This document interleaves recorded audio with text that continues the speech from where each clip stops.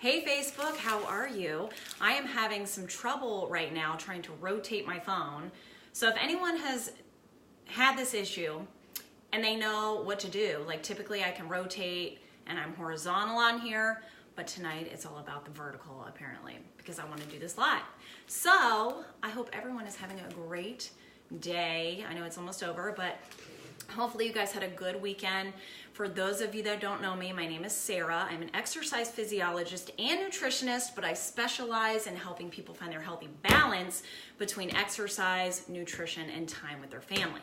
So for everyone hopping on, watching live tonight, thank you, thank you, thank you. Everyone watching on replay, you know I like to see the hashtag replay or hashtag afterparty. Carrie, thank you for hopping on. I don't know if you're my one and only viewer tonight, but if you are, I appreciate it. Now, by the title, this is all about understanding what? The glycemic index. So, and you know what, Carrie? Something is not right here. I'm going to end this. I'm going to start this one more time, and then I'll be right back. So everyone, well, yes, I'll be right back. No, people are hopping on now. Okay, I'm going to stay. Something with my phone is so glitchy. I don't know what's going on. Anyhow, thank you. Jamie, thank you for hopping on. Christina, thank you guys, thank you guys. Okay, so the glycemic index. If you guys know anything about the glycemic index, I want you to drop a 1 in the comments. If you don't know a darn thing, drop a 2 in the comments. I think this is so crucial to understand, not just for weight loss, but for everyone. I mean, this is going to prevent you from developing diabetes potentially and gaining weight. And if you're trying to gain lean muscle mass, I mean, the glycemic index is the end all be all in my opinion. And it's the only thing that I myself have done from day one. I've never done paleo, I've never done keto, I've never done Atkins, I've never done anything up until I turned vegan, but even then, I live by a low glycemic meal plan, okay? So what do I mean by low glycemic or glycemic index? The glycemic index is basically taking all foods and it comes up with a number. So every food has a number on a scale of 0 to 100. And the faster that food is digested, the quicker it's going to spike up our blood sugar, which means when our blood sugar goes up quick, pancreas releases insulin in order to bring it back down to baseline. Well, if we consume something like white bread or pure sugar or watermelon or pineapple, then body digests it like that. It spikes up our blood sugar very quickly. Pancreas releases insulin. And when we have such a quick rise in blood sugar and insulin, and we have a quick fall in our blood sugar, our insulin levels always stay a little bit elevated because they don't have time to catch up. Therefore, we always are in the presence of insulin, and anyone that follows my videos knows that when we are in the presence of insulin, we cannot burn fat. That is a simple fact. So why would we want our blood sugar going up and down, up and down, up and down? Because A, you feel like crap. Can I get an amen to that? I mean, whenever we're like eating crap, you know when you're eating crap, you're like, oh, I'm on that sugar buzz, and then I crash. Well, that is your blood sugar crashing. Therefore, up and down means your insulin levels, you're eventually going to become insulin resistant, which means your pancreas is all out of whack, your body's all out of whack. You will eventually develop type 2 diabetes. That's what it comes down to, really. So the goal is to stick with low glycemic foods that are slowly digested. Blood sugar just rises up just a little bit. Insulin only has to go up a little bit. So when the blood sugar starts going back down to baseline, insulin has time to go back down as well. So we are not in the presence of insulin. We are in the fat burning zone, not the fat storage zone. If this is valuable, drop the word value in the comments, please, because this is so important to understand. Now, if I can show you some rice cakes. Now, I know everything's backwards on here. Rice cakes, right? I have not purchased rice cakes in an eternity. Why? Do you think they're low glycemic or high glycemic? Drop it in the comments right now. What do you think rice cakes are on a scale of 0 to 100, 100 being the worst, highest glycemic index food you can consume? What do you think rice cakes are at? Where? Drop it. Come on, someone. High, high. Yeah, you're right. Super high. And people that are trying to lose weight are like, oh, I'm snacking on these rice cakes. Well, I'm sorry to say, you're snacking wrong. You're snacking wrong. And it's unfortunate because marketing leads you to believe that rice cakes are the safe bet. Now, it's all relative to what else you're doing. So if you are just looking at your calories and you're trying to stay in a calorie deficit and you're doing something like intermittent fasting that I preach, then rice cakes are not the devil. But you're also doing other things to increase your metabolism and to stay out of the insulin storage zone. So you can get away with a little bit more when you're doing something like intermittent fasting. And you can get away with rice cakes more so than if you're just eating, you know, like during a 12 or 15 hour window like most people do, and you're eating 4 to 6 meals, which a lot of people do, okay? So, rice cakes, no, no, no.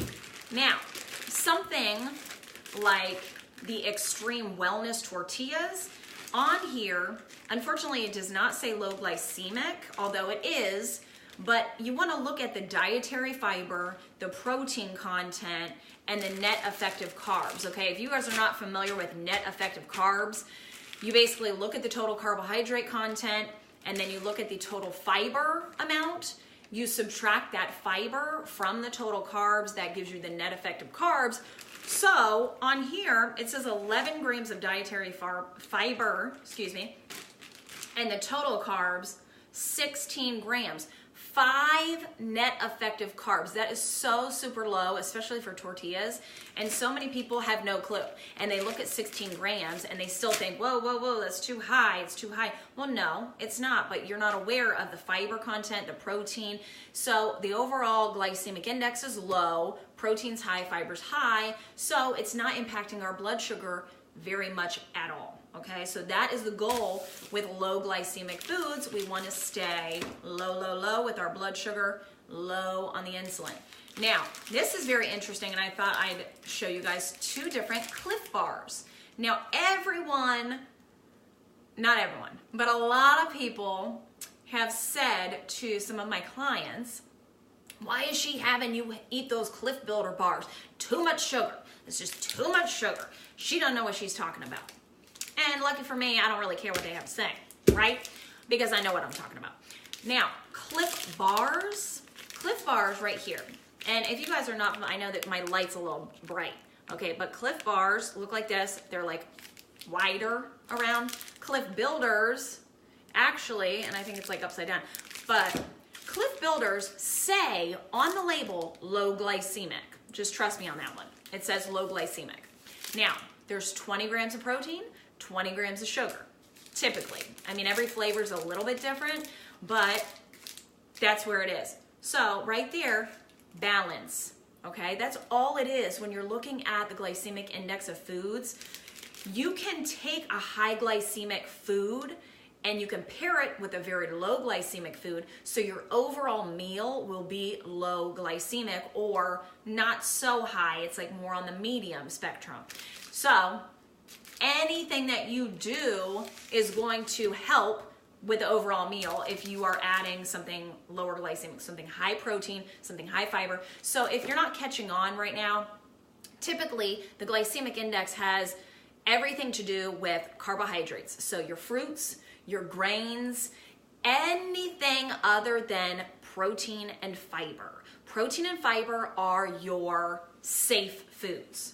Okay, so if you are trying to lower the glycemic index of an overall meal, so if you are at that party on New Year's Eve and you see that platter of crackers or you see those little desserts, then you need to make sure you're putting some protein in your body at the same time, if not before, because it's going to be so busy breaking down the protein that it's not going to be impacted as much when you put in the crappy foods, like the little cheesecake bites or whatever you want. So it's so much better to live that way and live balanced than just focus on calorie deficit. Because even people that are in a calorie deficit that might be losing weight, they can still slowly become type 2 diabetic because they are consuming nothing but high glycemic foods. So, I mean, I'm sorry, I'd rather have a couple extra pounds than eventually have type 2 diabetes and have to be on a million medications and eventually, and I hate to say it, but you're gonna die sooner than if you were not diagnosed with it and you were living a little bit healthier. So, if you guys agree with me, drop a 3 in the comments. I mean, any doctor that will tell you, oh, you're borderline diabetic, so now you're going to become diabetic, and you're always going to be a diabetic. Once you're a diabetic, you're a diabetic. That is BS right there. And I hate to say it, but it's BS. So, type 2 diabetes is preventable, 100% preventable. Type 1, not so much. Type 2 is very preventable, and you can reverse it. So, you do not have to be on metformin the rest of your life or whatever other medications they have you on. You can assist with your insulin resistance through nutrition, okay? Now, if you're like so far off the deep end and you had no clue about nutrition and then you have type 2 diabetes, it's not gonna be an overnight thing like, oh, I'm eating low glycemic, so I'm off my meds. But all I'm saying is that you have control over your health, you do. And something as simple as just understanding the glycemic index, how fiber works in your body, how protein works in your body, and not all carbs are created equal. They aren't. So here's just the last thing I'm gonna leave you with. Fruit. A lot of people are scared to eat fruit because of the sugar content. And I'm here to tell you that if you're choosing the low glycemic fruits, they do not impact blood sugar nearly as much as the high glycemic fruits. And the number one worst, highest glycemic index fruit is watermelon. Watermelon and pineapple are the 2 no-nos. And for those of you that are still eating dried fruit, you might want to rethink that because you're gonna eat probably 3 times as much dried fruit because they're removing the water, so it's going to take you that much longer to feel fulfilled, whereas if you were just having, you know, that apple or that grapefruit that has the water, you're going to have 1 piece and you're going to be fulfilled and you're going to stop. Now, so dried fruit, absolute worst. Watermelon, pineapple, terrible. But the best, the lowest are berries. Cherries, berries, even grapefruit is very, very good. I'm gonna do a different Facebook Live on grapefruit because there is something in grapefruit that kind of tricks our body into burning more fat.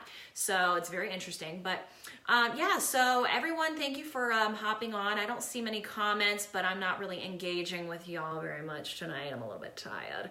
So yeah, and I don't know if any of you guys saw, but I did manage to carry down my 9-foot pre-lit tree from my attic and like a tiny little staircase, and I did it all by myself. So I was pretty darn proud of myself for doing it because I didn't have anyone to help me.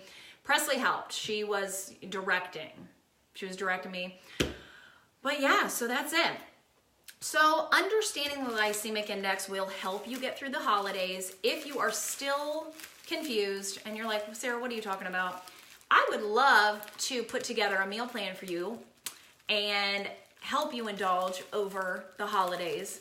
And that's something that I do. I don't create meal plans that are vegan and they are strict keto because, you know, vegan is what I'm doing. So I feel like you have to do it. Like I take what you want to eat, your must-haves, your no-nos, and I create a plan from that. So reach out to me if that's something you're interested in. I don't think anyone needs to wait until the first of the year because that is just ridiculous. We can indulge safely and get through and without having to pack on 1,000,000 pounds, and then January 1st comes around and we're like, okay, where do we start? We feel like crap and we just have so much to do. So, all right, hopefully that was valuable, and drop some love in the comments like always. I appreciate you guys, and I'll talk to you soon.